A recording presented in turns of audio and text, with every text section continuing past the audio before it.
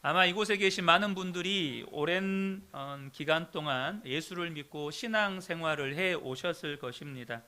그래서 나름대로 다양한 은혜의 경험들을 하셨을 것이고 또 다양한 은혜의 간증들이 있으시겠죠. 그러나 실상 그 속을 가만히 들여다보면 여전히 우리는 하나님에 대해서 알지 못하는 것들이 너무 많다는 것입니다. 무엇보다도 예수를 믿는 성도들이 제대로 알지 못하는 것 두 가지가 있습니다. 그 첫 번째는 뭐냐면 죄에 대해서 모른다는 것입니다. 죄가 무엇인지, 얼마나 심각한지, 얼마나 우리의 삶을 파괴하는지, 그 영향력이 얼마나 끔찍한지를 모른다는 거예요. 두 번째로는 우리가 구원받은 이 구원의 가치를 잘 모른다는 것입니다. 우리가 받은 십자가 대속의 은혜, 하나님의 자녀가 된 권세, 하나님 나라의 영광과 축복을 잘 몰라요. 그렇다 보니까 죄 짓는 것을 아무렇지도 않게 너무나도 가볍게 여긴다는 것입니다. 그 축복된 하나님의 자녀된 그 영광의 자리에서 벗어나서 너무나도 쉽게 옛사람의 모습으로 돌아가 버린다는 거예요. 여러분, 구원의 가치를 아는 사람, 죄가 얼마나 무서운지를 아는 사람은 절대 그렇게 살 수가 없습니다. 하나님 자녀된 권세가 얼마나 보배롭고 존귀한지를 알고 죄 짓는 것이 우리의 삶을 얼마나 심각하게 망가뜨리는지를 알면 절대 하나님의 자녀된 그 영광의 자리에서 그렇게 쉽게 옛사람의 모습으로 죄의 자리로 들어가지 않는다는 거예요. 근데 왜 그렇죠? 모르니까 그런다는 거예요. 예수를 믿어도 우리가 너무나도 하나님을 모른다는 겁니다. 우리가 받은 은혜가 얼마나 보배롭고 존귀한 은혜인지를 모른다는 거예요. 창세기는 인간이 어떻게 이 땅에 존재하게 되었는지, 그 인간에게 죄가 어떻게 들어와서 인간을 파괴하는지에 관한 이야기를 기록하고 있습니다. 아담과 하와를 통해서 죄가 들어왔죠. 그렇게 사랑했던 부부관계가 한순간에 서로를 원망하고 비난하고 책임을 전가하는 불편한 관계로 바뀌어 버렸습니다. 그리고 그 죄는 무섭게 자라서 나중에는 형이 동생을 죽이는 첫 번째 살인 사건을 일으키게 만듭니다. 하나님이 선물로 주신 가정이 완전히 깨져버린 거죠. 또 살인한 후에 가인의 태도는 어땠습니까? 하나님께서 가인에게 네 아우 아벨이 어디 있냐고 물으실 때 가인의 대답이 어땠어요? 내가 어떻게 합니까? 내가 내 아우를 지키는 사람입니까? 그렇게 얼굴에 철판을 깔고 하나님께 거짓말을 하는 모습을 보게 됩니다. 가인의 그 뻔뻔스러움은 거기에 그치지를 않죠. 살인을 저질러 놓고도 그 살인에 대한 책임을 지기보다 누가 자기를 죽일 것 같은 두려움에 사로잡혀서 하나님의 벌이 너무 무겁다고 푸념하면서 하나님의 보장을 요구합니다. 하나님은 그런 뻔뻔한 가인에게 가인을 죽인 자는 그 벌을 7배나 받을 것이라고 해주셨어요. 그러면 여러분, 가인이 그렇게 살인죄를 저지르고도 가인을 죽이는 자는 그 벌이 7배나 받을 것이다라는 하나님의 보호의 보장을 받았으면 어때야 합니까? 그런 은혜를 받았으면 여러분, 가인이 어떤 선택을 해야 하죠? 그 죄에서 돌이켜서 하나님께 돌아와야 되지 않겠어요? 여러분, 그래야 되잖아요. 그런데 가인의 반응은, 가인의 선택은 무엇입니까? 16절을 보면 가인이 여호와 앞을 떠나서 에덴 동쪽 노 땅에 거주하더니 라고 말씀해요. 그런 은혜를 받았으면, 그런 죄와 허물을 덮임받는 하나님께서 그 죄에 대한 핏값을 묻지 않으시고 오히려 가인을 죽인 자는 그 벌을 7배나 받을 것이다라는 이런 보호의 약속을 해주셨으면 이제는 돌이켜서 하나님께 돌아와야 하는데 그는 스스로 하나님을 떠나는 선택을 합니다. 에덴에서 떠나서 동쪽으로 이동을 해요. 그 땅을 노 땅이라고 했어요. 이 노시라는 말은 유리, 방황, 방랑이라는 뜻을 가지고 있어요. 여러분, 사람이 하나님을 떠나게 될 때 거하게 되는 땅이 방황하는 땅이라는 거예요. 여러분, 땅에는요, 우리가 살고 있다고 해서 다 똑같은 땅이 아닙니다. 우리가 살고 있는 이 세상이 다 똑같은 세상이 아니에요. 여러분, 땅에는 두 가지 땅이 있습니다. 하나는 기쁨의 땅이 있어요. 어디입니까? 바로 하나님이 다스리시는 에덴 동산, 하나님이 다스리는 여러분 기쁨의 땅이 있지만, 또 한편으로는 무슨 땅이 있습니까? 하나님을 떠나게 되면 유리 방황하게 되는 노 땅이 있는 거예요. 사람이 하나님을 떠나면 내가 여전히 똑같은 땅에서 살아요. 똑같은 집에서 살고 똑같은 직장에서 일하고 똑같은 여러분 사람들과 만나지만 내가 거하는 땅이 유리 방황하는 노 땅이 된다는 것을 아셔야 한다는 겁니다. 왜 사람들이 그렇게 외로워하고 허전해하고 여기를 가도 저기를 가도 마음을 붙이지 못할까요? 이유는 한 가지입니다. 하나님을 떠났기 때문이에요. 여러분, 그렇다면 우리의 인생은 두 가지 방향만 있을 뿐이에요. 하나님께로 되돌아가는 방향, 하나님께 더 가까이 나아가는 방향, 그리고 하나님을 등지고 하나님으로부터 멀리 떠나가는 방향, 이 두 가지 방향만 있을 뿐이에요. 여러분은 지금 어느 방향을 향해서 나아가고 계신가요? 하나님께 더 가까이 나아가고 계십니까? 아니면 하나님을 등지고 하나님으로부터 더 멀어지고 있습니까? 여러분, 이 예배의 자리에 앉아 있다고 해서 하나님께 가까이 나아가는 게 아니라는 사실을 아셔야 돼요. 여러분의 시선이 하나님을 향해 있어야 돼요. 여러분의 마음이 하나님을 향해 있어야 한다고요. 마음과 시선이 하나님을 향해 있어야 내가 어디에 있든지 하나님께 더 가까이 나아가는 거예요. 여전히 내 마음과 시선이 하나님을 등지고 내가 원하는 것을 향해 있다면 나는 어디에 있든지 하나님으로부터 멀어져 가는 거예요. 가인은 한때 동생 아벨과 함께 예배를 드렸던 사람입니다. 여러분, 분명히 아셔야 돼요. 하나님을 알았고 은혜를 경험한 사람이 하나님을 떠나게 되면 더 끔찍한 상태에 이르게 된다는 거예요. 히브리서 기자가 그것을 말씀하고 있죠. 히브리서 6장 4절에서 6절을 보면, 한번 빛을 받고 하늘의 은사를 맛보고 성령에 참여한 바 되고 하나님의 선한 말씀과 내세의 능력을 맛보고도 타락한 자들은 다시 새롭게 하여 회개하게 할 수 없나니, 이는 그들이 하나님의 아들을 다시 십자가에 못 박아 드러내놓고 욕되게 함이라. 한번 은혜를 맛보고 하나님을 떠나는 것이 얼마나 심각한 것인지 히브리서 기자는 더 이상 회개가 불가능하다고 말씀하고 있습니다. 여러분, 가인이 하나님 앞에 제대로 된 예배를 드렸다면 그는 분명히 하나님의 말씀을 알아들었을 거예요. 하나님은 분명히 가인에게, 우리가 지난주에 나누었지만 말씀해 주셨어요. 네가 선을 행하지 않으면 죄가 문 앞에 엎드려져 있느니라. 여러분, 선이 뭐죠? 우리의 시선이 하나님께 머물러 있는 거예요.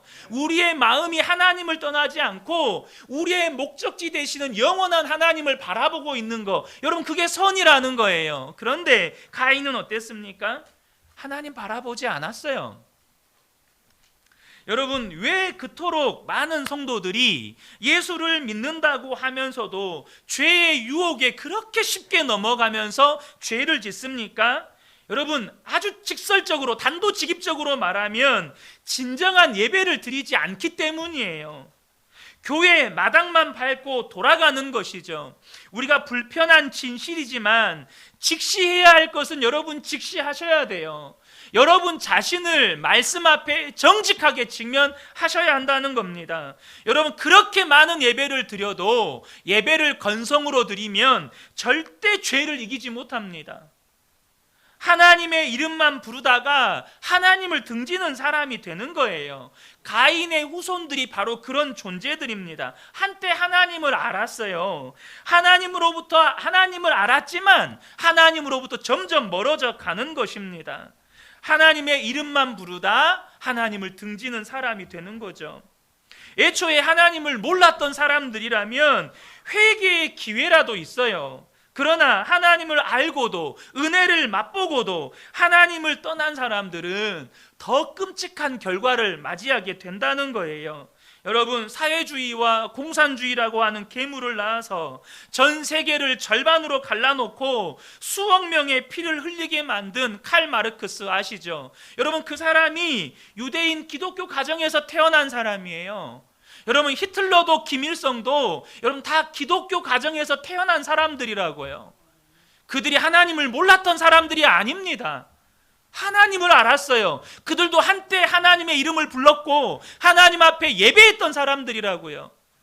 그러나 진정한 예배를 드리지 않으니까, 그 마음과 시선이 하나님을 향하여 있지 않으니까, 자신의 전 존재를 걸고 하나님을 바라보지 않으니까 그들의 삶은 오히려 예수를 안 믿었던 사람들보다 더 심각하게 온 지구를 전쟁의 구렁텅이로 만들어버리는, 빠뜨리는 그런 괴물을 낳는 거예요. 여러분, 가인이 이제 노 땅에 거주하면서 아들을 낳게 됩니다. 그리고 성을 쌓기 시작해요. 17절을 보면 아내와 동침함에 그가 임신하여 에녹을 낳은지라. 가인이 성을 쌓고 그의 아들의 이름으로 성을 이름하여 에녹이라 하니라. 여러분, 하나님을 떠난 사람들은요, 그 존재적인 불안, 근원적인 두려움 때문에 내 삶의 안전을 위해서 끊임없이 성을 쌓는 삶을 살아요. 그게 눈에 보이는 성이 아니라고 할지라도 더 많은 것을 가져서 돈과 권력을 쌓아서 인기와 명예를 쌓아서 내 안전을 스스로 지키겠다는 거예요.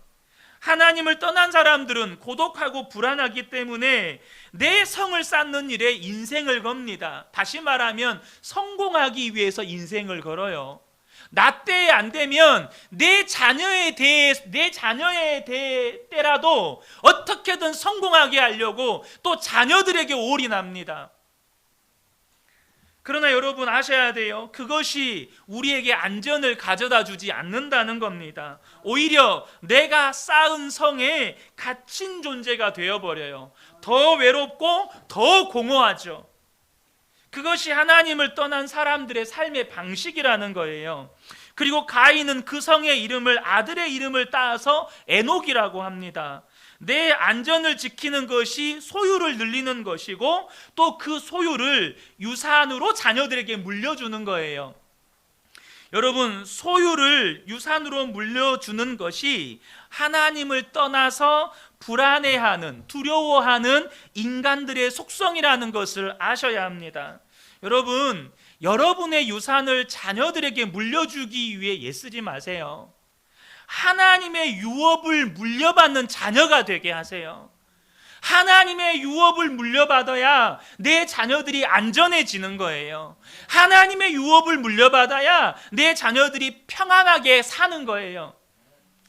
하나님을 떠나서 에덴의 동쪽으로 가는 사람들의 삶의 방식은 인생을 바쳐서 성을 쌓으려고 하고 그 성을 더욱더 강력하고 견고하고 화려하게 쌓으려고 하고 그것을 자자손손 물려주려고 한다는 것입니다. 이것이 오늘날 인간들이 살아가는 삶의 행태지만 여러분, 그것은 가인의 때부터 시작된 거예요. 이제 에녹이 자손을 낳습니다. 가인으로부터 5대손에 라멕이라고 하는 인물이 태어납니다. 이 라멕이라고 하는 이름의 뜻은 강한 자라는 뜻이에요. 이 라멕은요, 사람이 쌓은, 그러니까 가인이 쌓은 성 안에서 태어나서 성에서 자란 사람이에요.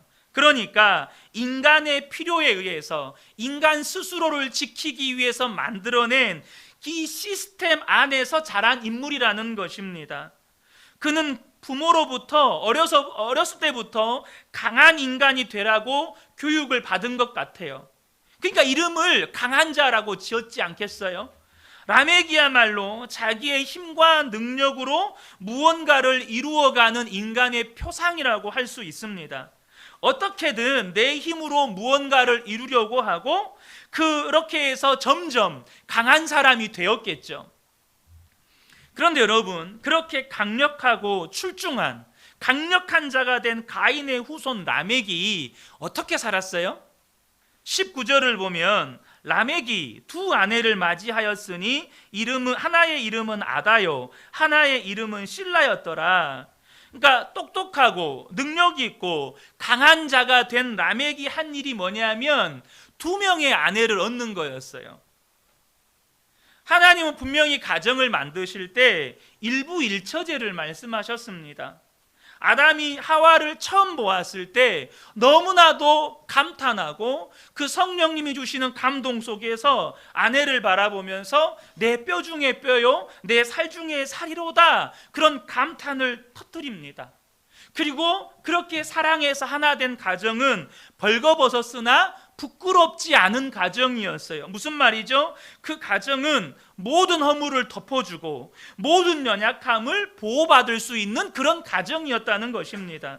그런데 그 가정에 죄가 들어옴으로 인해서 가정이 파괴되기 시작하는데 이제는 라멕에 와서는 일부 다처제가 시작되는 거예요.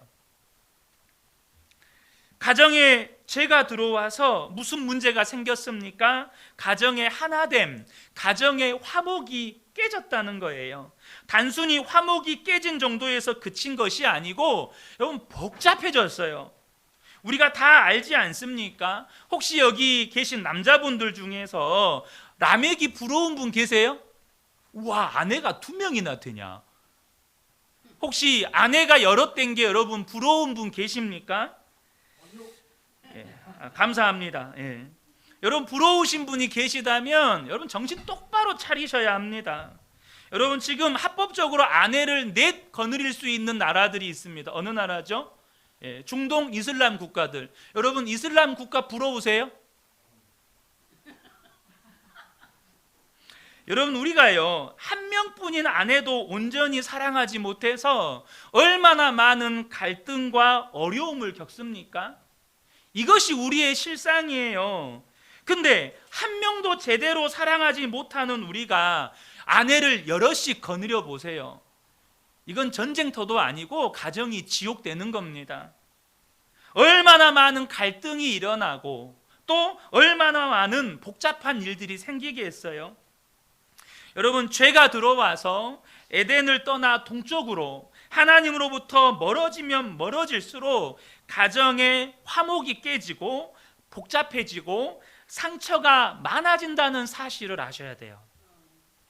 하나님으로부터 멀어지면 멀어질수록 가정은 그렇게 돼요. 두 아내를 얻었으니 당연히 자녀를 낳았겠죠. 20절부터 22절입니다. 아다는 야발을 낳았으니 그는 장막에 거주하며 가축을 치는 자의 조상이 되었고 그의 아우의 이름은 유발이니 그는 수금과 퉁소를 잡는 모든 자의 조상이 되었으며 실라는 두발가인을 낳았으니 그는 구리와 쇠로 여러 가지 기구를 만드는 자요 두발가인의 누이는 나아마였더라. 여기서 우리가 좀 주목할 것은 지금 직업이 다양해지고 있는 것을 보게 됩니다. 그리고 또 한 가지는요, 그들에게 재능이 있었는데 그 재능이 이런 다양한 직업들을 통해서 개발되고 있는 것을 또한 보게 돼요. 여기서 우리가 볼 수 있는 것은 하나님은 죄를 짓고 하나님으로부터 멀어진 가인의 후손들에게도 여전히 관대하셨다는 거예요. 여전히 긍휼을 베푸셨다는 겁니다.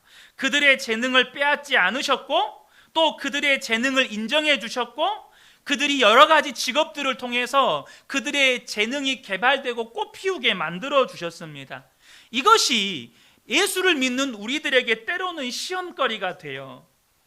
왜 하나님을 믿는 우리들은 이렇게 변변치 못하게 사는데 하나님을 모르는 저 사람들은 저렇게 탁월하고 능력이 있고 건강하고 돈도 그렇게 잘 벌고 도대체 이게 뭡니까? 여러분 그런 생각 해본 적 없으십니까? 우리나라 30대 재벌들 중에 여러분 정말로 기독교 명문 가문이 몇 가정이나 될까요? 거의 찾아보기가 힘듭니다.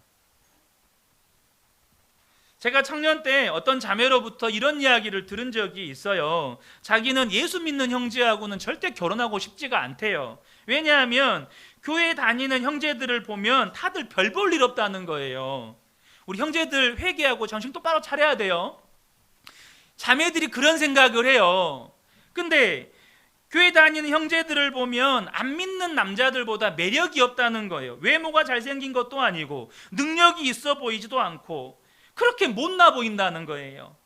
그러니 여러분, 이 가인의 후손들을 볼 때 우리의 마음 안에도 그런 고민들이 생기는 거죠. 그러나 여러분, 기억하셔야 돼요. 능력과 성공을 지향하는 것, 세상에서 부와 명성과 권력을 지향하는 것, 그것이 하나님을 떠난 죄에 물든 가인의 후손들의 삶이라는 거예요. 어쨌든 하나님께서는 왜 믿지 않는 자들에게도 그렇게 관대하게 사랑을 베푸시는지 그 이유를 우리에게 전부 다 설명하지는 않습니다. 설명해 주지 않아요. 그러나 여러분, 그렇다고 해서 그것이 우리가 하나님을 비방할 이유가 되지 않아요. 여러분, 우리는요, 그것과 비교할 수 없는 복을 받은 사람들이에요. 그것과 비교할 수 없는 하나님의 자녀된 권세를 받은 사람들이라는 것입니다. 분명한 것은 악인들은 반드시 심판받을 날이 온다는 것입니다. 가인의 후손들이 이 땅을 살아가는데 부족하지 않게 하신 것, 그것은 여전히 그들에게 구원의 기회를 주시는 하나님의 사랑인 거예요. 그런데 오늘 본문에 보면 이 라멕이 성경에 처음으로 기록된 노래를 부릅니다. 창세기 4장 23절 24절을 보면 라멕이 아내들에게 이르되 아다와 실라여 내 목소리를 들으라. 라멕의 아내들이여 내 말을 들으라. 나의 상처로 말미암아 내가 사람을 죽였고 나의 상함으로 말미암아 소년을 죽였도다. 가인을 위하여는 벌이 7배일진데 라멕을 위하여는 벌이 77배 1이로다 하였더라. 여러분, 라멕은요, 강하고 능력 있는 사람이었습니다. 그리고 그 강함과 능력으로 자기가 원하는 것을 이루고 살았던 것 같아요. 그러나 여러분, 죄를 짓고 하나님으로부터 떠난 사람들 속에 깊이 박혀 있는 분노, 살인에 대한 충동, 이 살이, 정말 이 번뜩이는 살이가 그 속에 있다는 것을 우리는 보게 됩니다. 가인은요, 동생 한 사람을 죽였지만 지금 라멕은 여러 사람을 죽였어요. 그리고 그 자기의 살인을 합리화하고 있는 것을 보게 됩니다. 여러분, 이 라멕의 노래를요, 쉽게 바꾸어서 표현하면 나를 건드리면 다 죽여버리겠다, 이 말이에요. 나에게 조금만이라도 손해를 끼치면 내가 다 짓밟아버리겠다, 이런 뜻입니다. 가인의 후손들, 그 죄의 후손들의 마음 안에 있는 이 살인의 충동, 마치 유전처럼 전해지는 이 살이가 그들의 심령 가운데 있다는 거예요. 그리고 더 심각한 건 사람을 죽였는데 죄의식이 없어요. 그리고 이렇게 말합니다. 가인을 위하여는 벌이 7배일진데 라멕을 위하여는 벌이 77배 1이로다. 라멕이 얼마나 교만해졌는지를 알 수 있는 대목입니다. 여러분, 죄가 들어오면 사람의 성품과 인품과 인격이 이렇게 파괴되고 망가뜨려진다는 것을 아셔야 돼요. 죄가 사람의 인품과 성품을 완전히 파괴시켜 버립니다. 죄를 짓고도요, 죄의식이 없어요. 죄를 짓고도요, 사람이 더욱더 교만해져요. 그래서 사도 바울이 이것을 알았어요. 죄가 우리 안에 들어오면 우리 안에 어떤 일이 일어났는지를 사도 바울은 로마서 1장에서 가르쳐주고 있습니다. 로마서 1장 28절에서 32절인데요. 또한 그들이 마음에 하나님 두기를 싫어하며 하나님께서 그들을 상실한 마음대로 내버려 두사 합당하지 못한 일을 하게 하셨으니, 마음에 하나님 두기를 싫어했다. 여러분, 마치 오늘 창세기 4장 16절에 이 가인의 선택과 똑같은 거예요. 그 은혜를 받았어요. 내 죄가 그 벌이 너무나 두려우니까 제발 나를 좀 다른 사람들에게 보복당하지 않도록 보호해 주세요. 그래, 내가 너를 보호해 주마. 너에게 이렇게 해를 끼치는 자에게, 너를 보복하는 자에게 내가 벌을 7배나 더하겠다, 그 은혜를 받아놓고도 가인이 어떻게 하죠? 스스로 하나님을 떠나요. 이것을 이 로마서 1장의 표현으로 바꾸면 그들이 마음에 하나님 두기를 싫어했다는 거예요. 이렇게 큰 은혜를 받고도 나는 하나님이 내 인생의 주인 되는 거 싫어, 나는 내 마음대로 살고 싶어, 이랬다는 거예요. 그러니까 하나님께서 어떻게 하셨어요? 그들이 스스로가 하나님 없이 살아가고 싶은 그 마음대로, 그렇게 죄에 물든 그 마음대로 살아가도록 내버려 두셨다는 거예요. 그리고 그 결과가 뭐죠? 29절에 모든 불의, 추악, 탐욕, 악의가 가득한 자요, 시기, 살인, 분쟁, 사기, 악독이 가득한 자요, 수군수군하는 자요, 비방하는 자요, 하나님께서 미워하시는 자요, 능욕하는 자요, 교만한 자요, 자랑하는 자요, 악을 도모하는 자요, 부모를 거역하는 자요, 우매한 자요, 배약하는 자요, 무정한 자요, 무자비한 자라. 그들이 이 같은 일을 행하는 자는 사형에 해당한다고 하나님께서 정하심을 알고도 자기들만 행할 뿐만 아니라 또한 그런 일을 행하는 자들을 옳다 하느니라. 여러분, 지금 보셔야 되는 게 있어요. 마음에 하나님 두기를 싫어하고 하나님 없이 나 혼자 내 마음대로 내가 원하는 대로 살 수 있다고 생각하는 사람들의 삶 가운데 이러한 죄의 열매들이 계속해서 맺어진다는 거예요.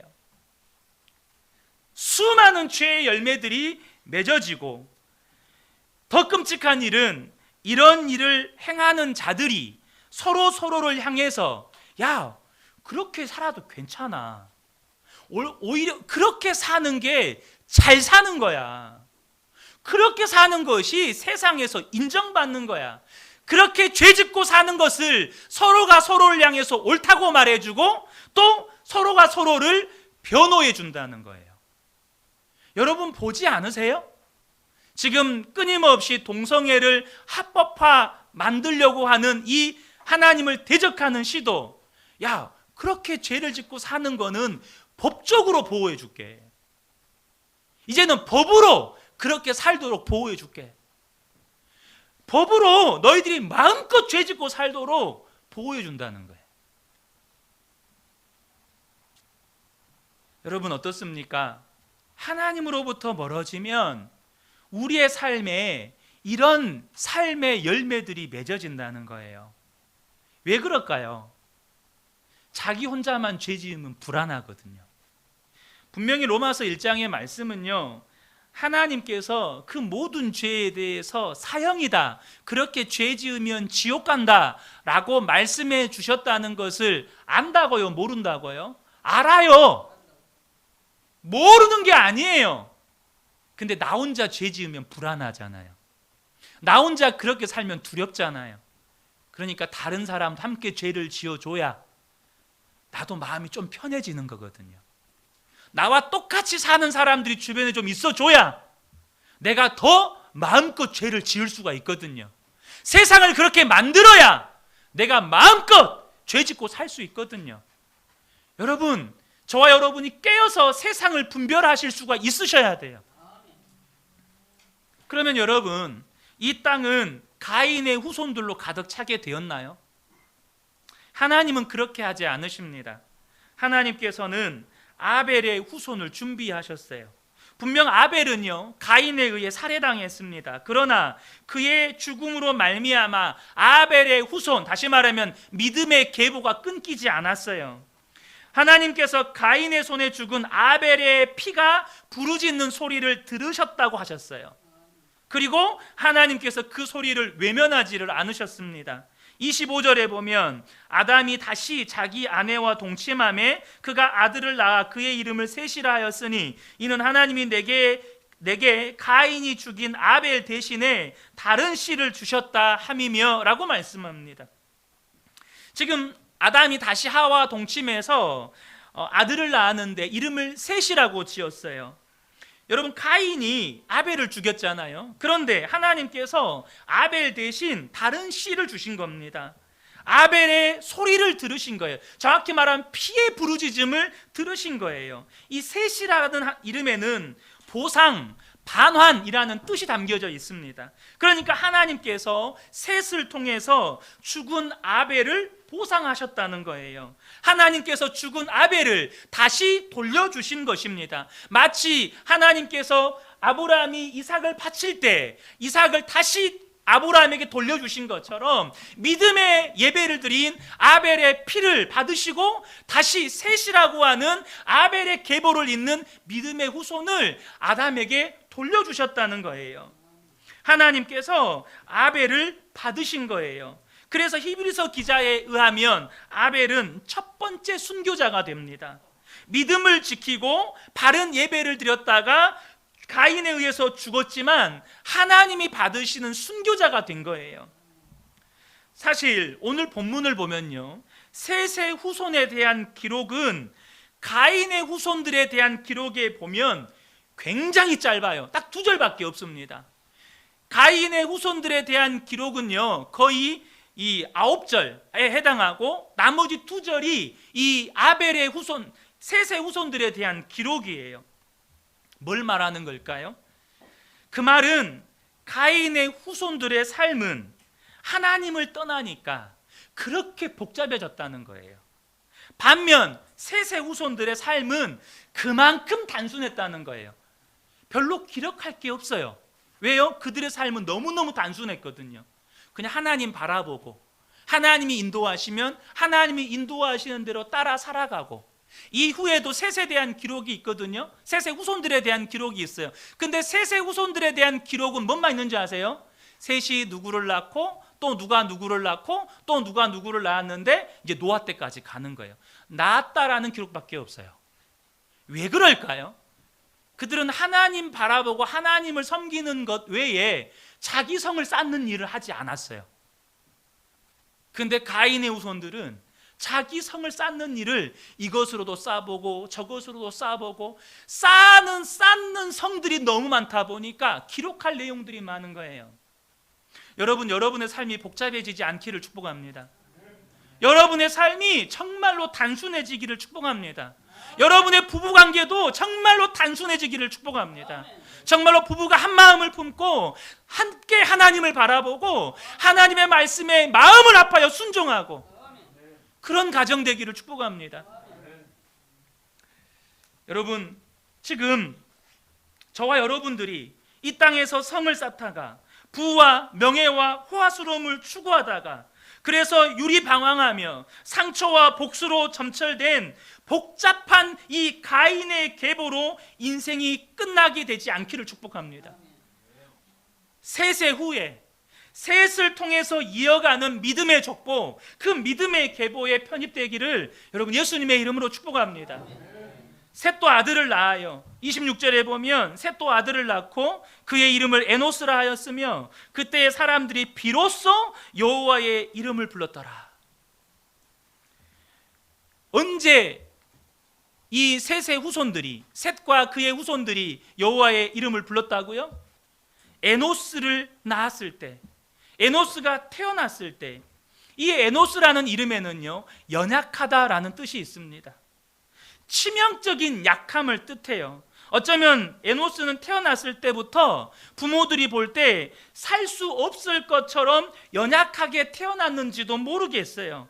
그때 셋은 하나님의 이름을 부르기 시작하는 거예요. 모든 가족들이 그의 이름을, 그 아이를 위해서 아담도 하와도 셋도 그의 아내도 하나님의 이름을 부르는 거예요. 하나님, 에노스 좀 살려주세요.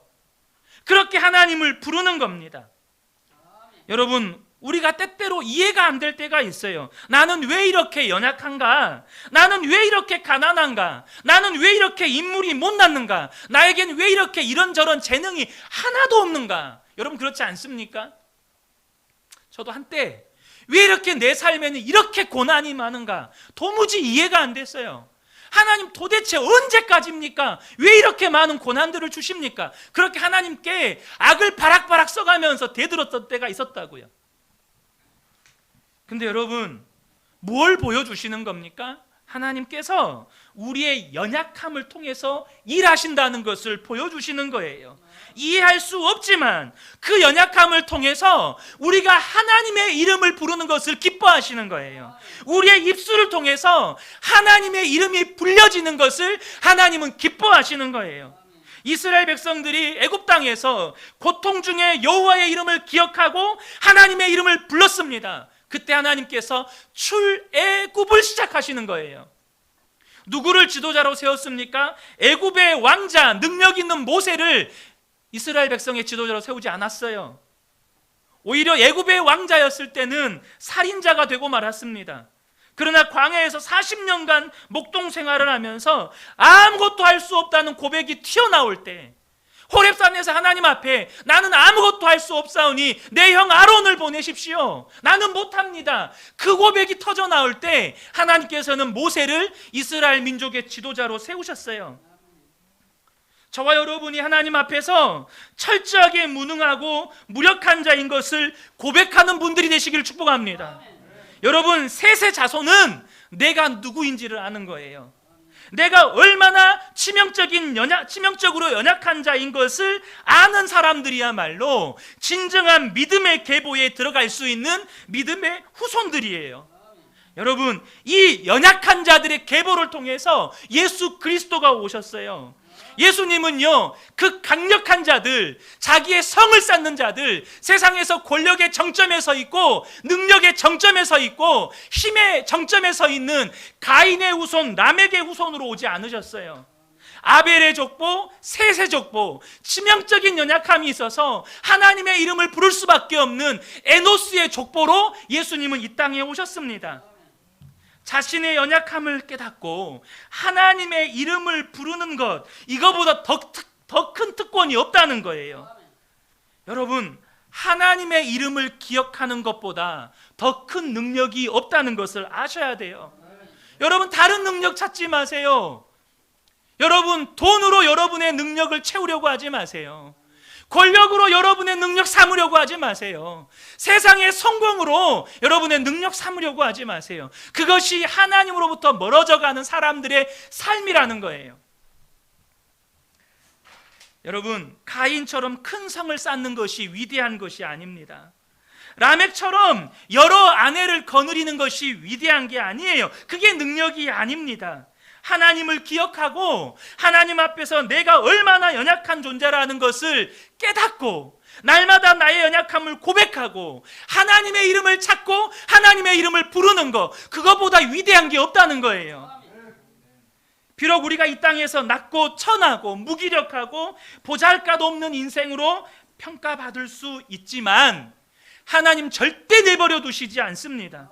그래서 예수님이 이 땅에 오셨잖아요. 예수님이 이 땅에 오실 때 여러분, 가장 강한 자의 모습으로 오셨습니까? 절대 그렇지 않아요. 가장 낮고 천한 모습으로 오셨고 가장 무기력한 존재로 오셨고 가장 무기력하게 벗겨져서 십자가에서 죽으셨어요. 그런데 하나님께서는 그 이름을 모든 이름 위에 뛰어나게 하셨단 말이에요. 가장 낮고 천한 모습으로 오셨는데 모든 이름 위에 뛰어난 이름으로 두시고 모든 무릎이 그 예수의 이름 앞에 무릎 꿇게 하셨단 말이에요. 그분은 우리의 구원자가 되셨습니다. 사랑하는 성도 여러분, 그 위대한 믿음의 계보에 저와 여러분이 편입되기를 축복합니다. 그 계보에 편입되었다면 여러분, 놓치지 마세요. 다시 세상으로 돌아가지 말란 말입니다. 하나님의 이름을 잊지 말라는 거예요. 그분의 이름을 날마다 부르시라는 거예요. 그분을 날마다 바라보라는 겁니다. 여러분, 그분과 동행하는 것이 가장 놀라운 축복이에요. 제가 할 수만 있으면 강단 앞에서 우리 성도님들 개인의 이름을 이렇게 칭찬하는 일을 안 하고 싶어요. 근데 제가 오늘 아침에 이제 예배 전에 잠깐 화장실을 갔는데 우리 예찬이를 화장실에서 만났어요. 근데 예찬이가 최근에 계속해서 죄와 싸우는 일을 해가면서 그 고민들을 저에게 나누고 또 순모임에서도 오픈을 하고 그렇게 해가면서 실패했을 때도 나누고 또 이렇게 나누고 있어요. 근데 저를 딱 볼 때 우리 예찬이가 두 손을 번쩍 들면서 목사님, 저 이번 주에 승리했습니다 라고 말해주는 거예요. 제가 좀 그 변기 앞에 있어가지고 어떻게 끌어안아주지는 못했는데 제가 정말 끌어안아주고 싶었어요. 여러분, 하나님이 뭘 기뻐하시는지를 보셔야 돼요. 성을 쌓는 걸 기뻐하시는 게 아니에요. 자신의 연약함을 인정하고 하나님의 이름을 부르는 것. 나에게는 죄와 싸울 힘도 없어서, 나는 죄를 이길 힘이 없으니까 그 앞에서 하나님, 내가 죄를 이길 수 없으니 나 좀 도와주세요. 나도 정말 죄와 싸워서 승리해 보고 싶어요. 하나님, 나 좀 도와주세요.